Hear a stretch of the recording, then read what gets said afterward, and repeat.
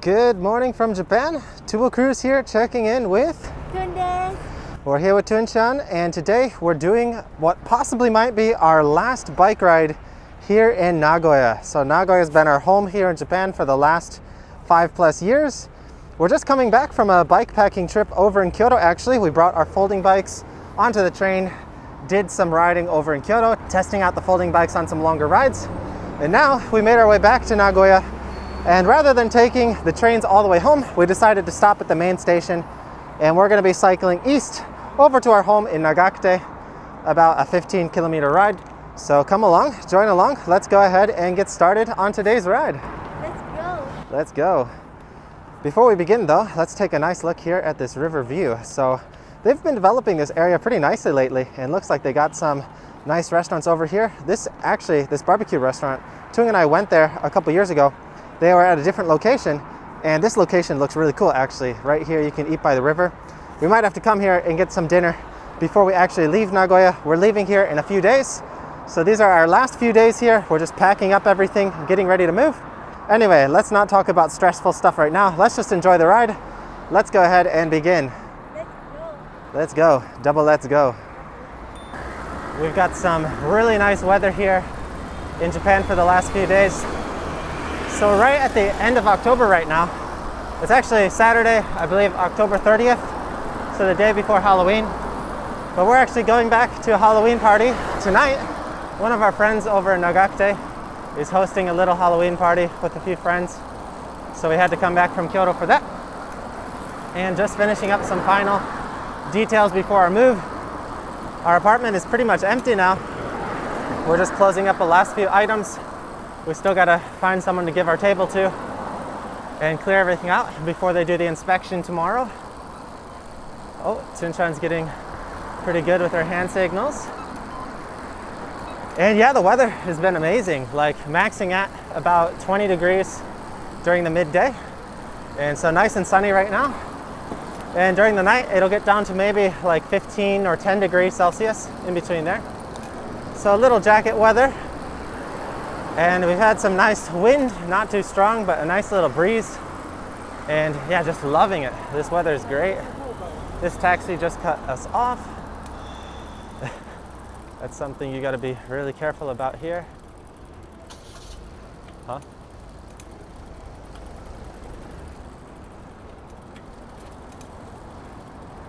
That car also, we're moving all the way to the side. They kind of teach that to the drivers here. They tell them, I actually went to the driving school here, or not the school, but I had to do some training to get my license registered here in Japan. And they actually marked me off points for staying in the middle of the lane. So I thought that was really stupid, because like in America, we're taught like you should drive in the middle of the lane. It's the safest. But in Japan, they teach you that, especially when you're turning, you should move to the very far edge of the lane, so that way you give room to the people behind you so they can pass you. And also, it prevents like bikes from passing you.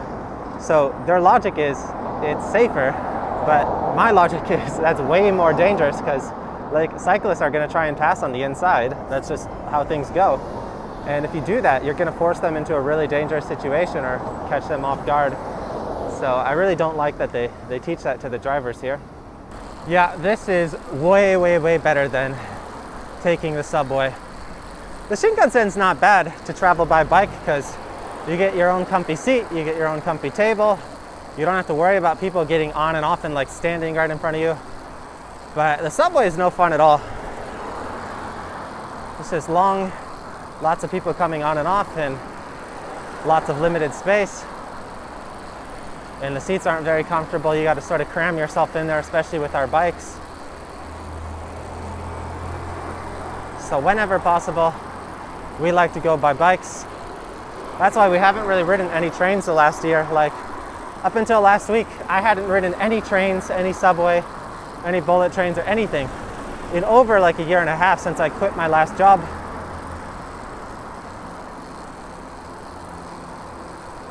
Which I quit around early 2020. So yeah, it's been over a year and a half since I've been on any public transportation, any buses, anything.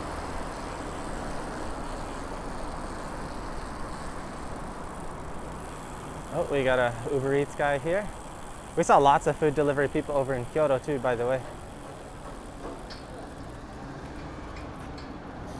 Actually, he was using the local, like Nagoya city bicycle rental bike, which is pretty smart. If you're doing Uber Eats, like you don't want to have to worry about maintaining your bike, like that's extra expenses. So if you can use a rental bike, that's the way to go, especially a rental electric bike.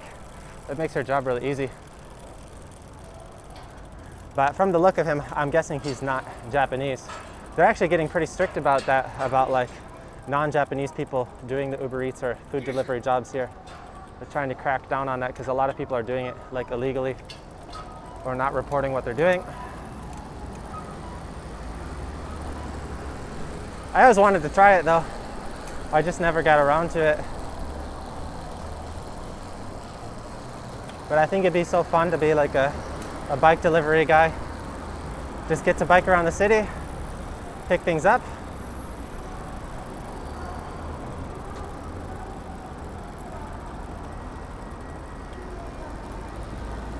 And yeah, a little busy here at this intersection. That's okay. Ah, koko hirari.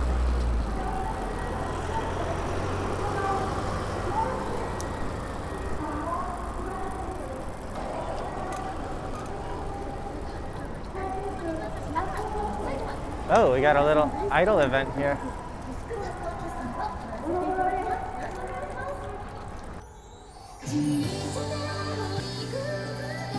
Anybody recognize who this is? Yeah, I don't understand the appeal. Not for me. I'm not a big fan of idol groups or anything like that. I prefer, I don't know, people with talent who actually have musical talent, not just like dancing talent. There may be some good groups though, I don't know, that have like all the talent, like dancing, singing, and they do it all, but and actually like write their own music. Otherwise though, it just seems like too artificial. Let's do a quick little round over here. Let's show you guys the new popular attraction here in Nagoya. So this is all under development recently, just opened up. The new Central Park area in downtown Nagoya.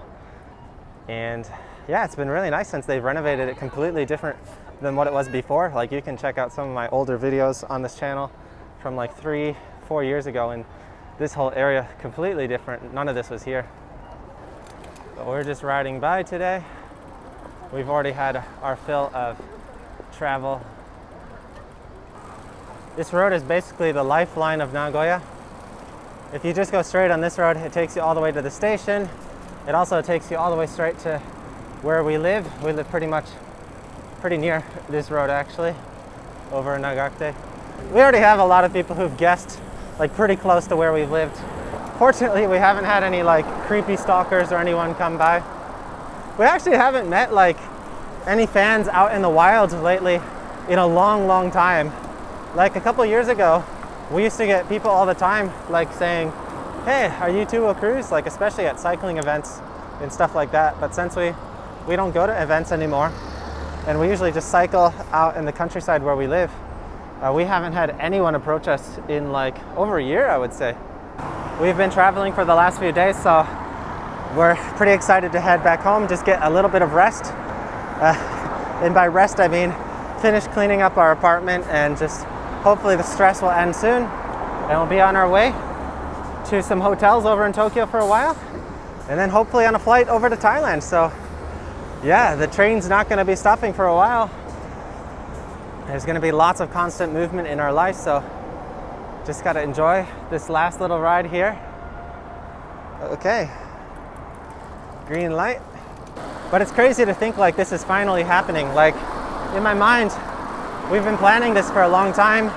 We were planning to move last year around like April or May.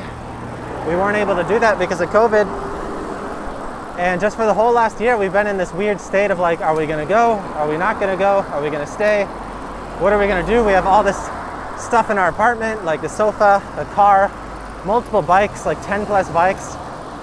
And gradually over the last few months, we've just been slowly reducing everything, all of our possessions. And now we're almost finally finished packing down our entire life into one bike each, one backpack and one suitcase.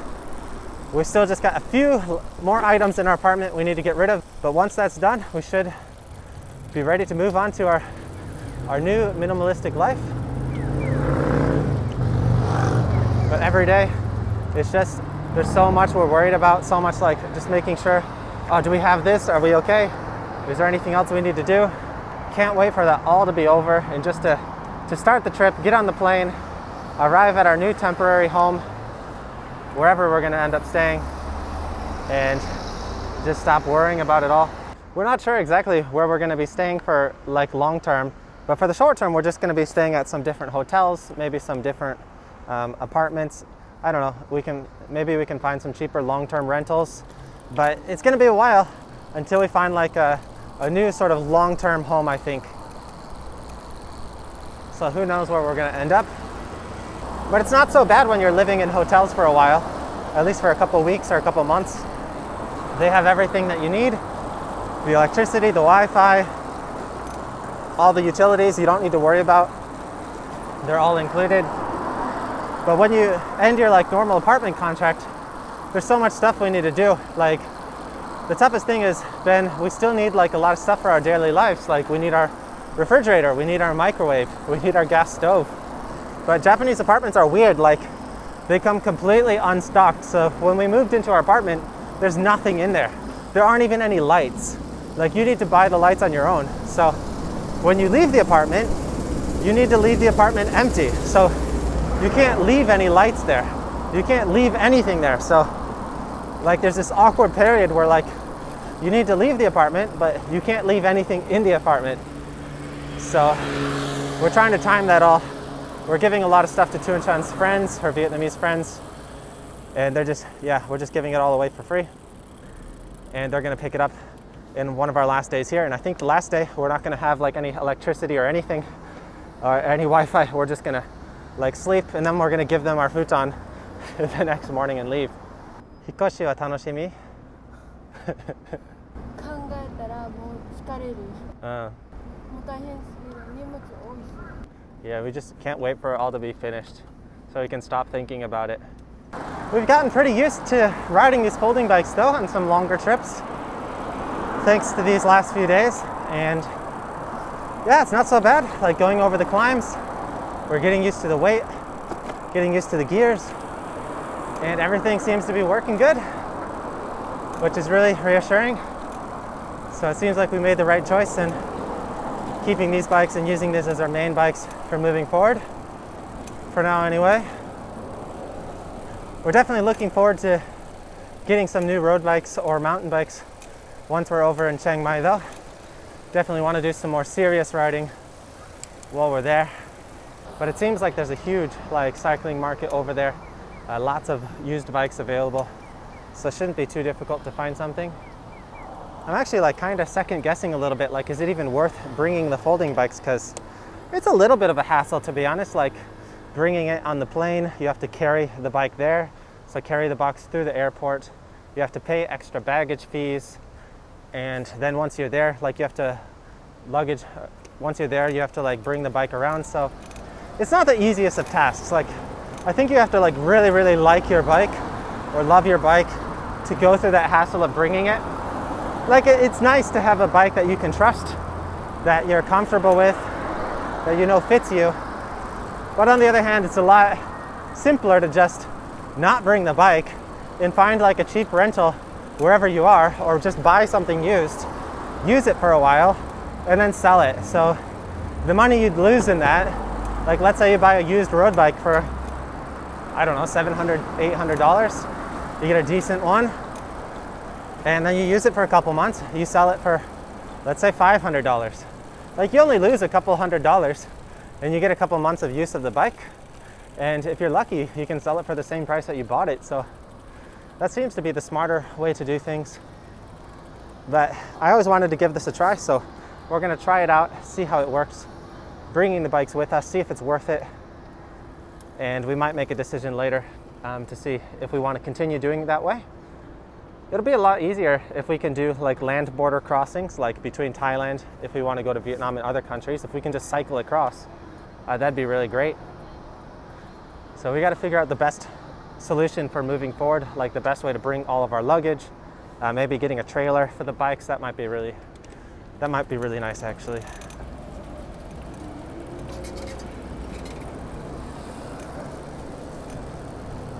The other thing, like now that we're here and we sort of have like the countdown to our last days here, it's sort of surreal. Like it didn't really feel like it was real until now. So now we have like the official countdown. We're leaving here in like a week, and we realize like our time to do certain things is limited. Like we only have a certain number of days to like eat certain foods, to go to certain places, to meet certain people. But ironically, when we were in Kyoto, like we were thinking like, what food should we eat? Like we should eat like food that's famous in Kyoto, or like Japanese food, because we're not going to be able to eat it anymore. But we mostly just wanted to eat like foreign foods, like hamburgers or Taiwanese food, dumplings. And we almost went to a Mexican restaurant. So yeah, it's kind of funny. But we're definitely going to miss, I think, the Japanese food once we're gone. It's also really different seeing like the differences like straight away. Like we were just cycling in Kyoto like an hour ago, and then now we're here cycling in Nagoya, and just a huge difference in like just the cycling vibe. I feel like there's a lot more people out on bikes in Kyoto, and there's a lot more like little side streets with bicycle path markings.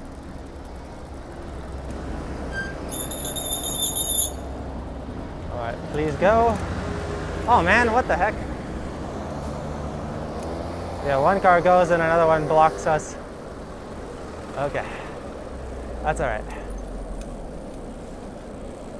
Oh man, no way. Is this police car actually giving a ticket to someone who's like pulled over on the side of the road here? I doubt it. Maserati. Okay, maybe not. That guy might have been speeding. If I make a judgment just off of the brand of the car. It's definitely a lot more work though, climbing on these loaded folding bikes. But a good workout.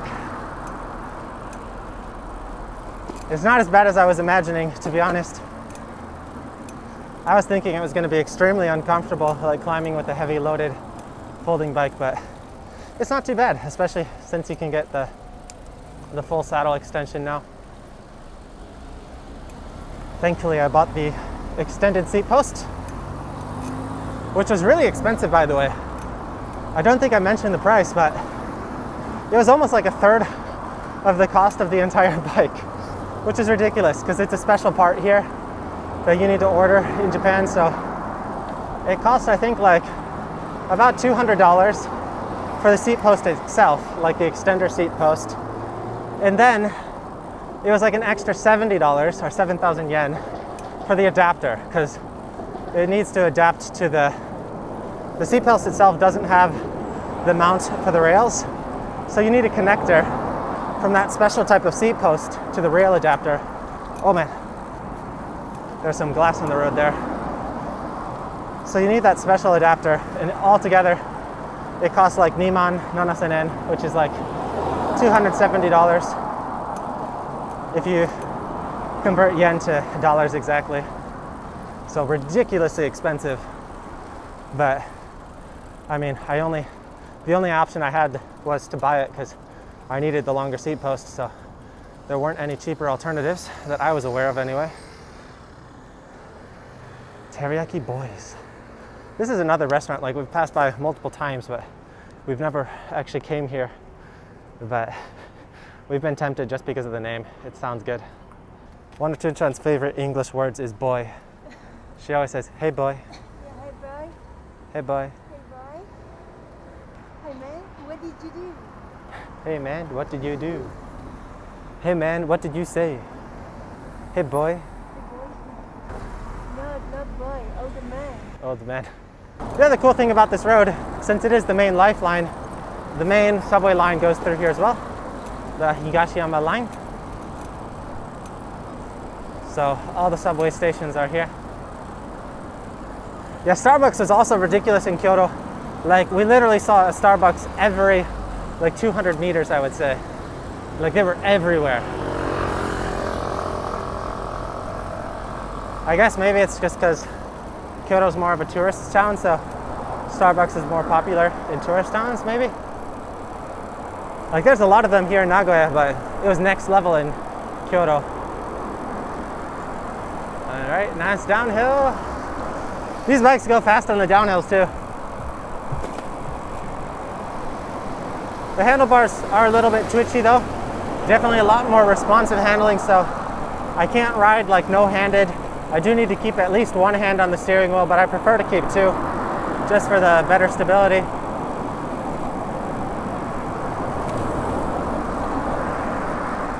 And the gears are pretty good, like the gear range, especially in mine, I've got the 9-speed, so I can get some decent top speed, and I've also got a decent climbing gear, so no problems with the gear range at all. That's another thing I might do once we're in Vietnam. I might get my motorcycle license, and then our channel will become a motorized two-wheel cruise. Like I definitely want to do a lot of bike touring in Vietnam, but I think there'll be certain situations where it'll be really fun to go by actual motorcycle, and a lot more safe, I think, in countries like Vietnam. So that's another route we're considering in the future. We've got another Starbucks here. They got all the corners along this road. Okay, sorry guys, my SD card actually got full while filming and I didn't realize it and the camera got shut down. So I'm not sure exactly how far we went with the video, but we're gonna stop this video here. We've gotta get back home and unload all the data onto our computer so we can start editing these videos. But we had a fun time here showing you guys our last ride here in Nagoya, riding from the city center back to our home over in Nagakute. And we're really gonna miss this path. This has been like where we've lived for 5+ years, and it's really sad to say goodbye, but we filmed a lot of videos on this road, and I'm sure you guys have seen a lot of this road and you're looking forward to seeing new roads and new areas that we're going to. So anyway, let's finish up this video here. Thanks as always for watching, guys. A special thank you to all of our supporters over on Patreon. We wouldn't be able to continue this channel without your support, so big thank you. And we'll see you next time here on Two Wheel Cruise. Bye-bye.